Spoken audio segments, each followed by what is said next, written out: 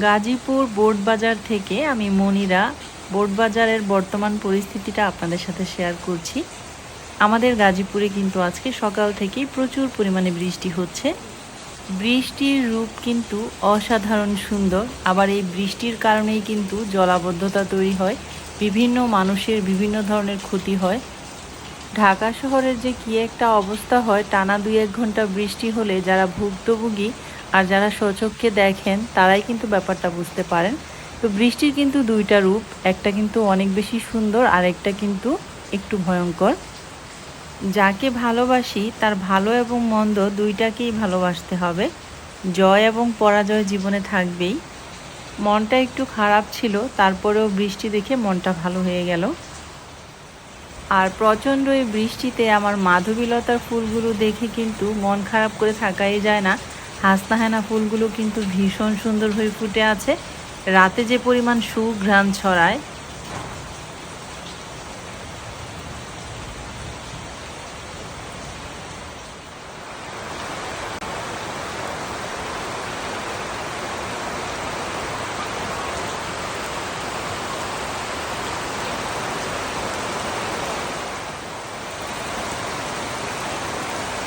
মুষলধারে বৃষ্টি, মুষলধারে।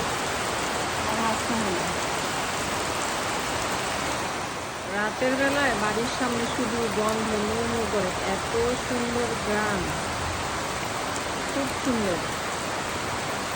খুব বৃষ্টি নামছে আজকে, খুব বৃষ্টির জন্য রঙের কাজ প্রপারলি করতে পারতেছে না, অল্প অল্প হচ্ছে। আর বাইরের রং তো বৃষ্টি আসতে আর করা যায় না।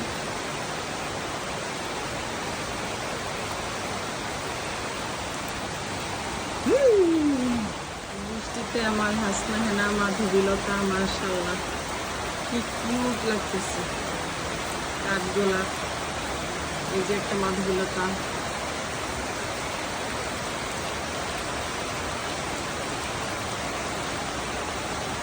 খিচুড়ি আর গরুর মাংস খাওয়ার দিন আজকে। গেটের রং কিন্তু এখনো প্রপারলি হয় নাই, মানে ঘষার পরে মনে হয় একবার লাগিয়েছে, আরো হবে। ধীরে রঙেরটা বন্ধ আছে।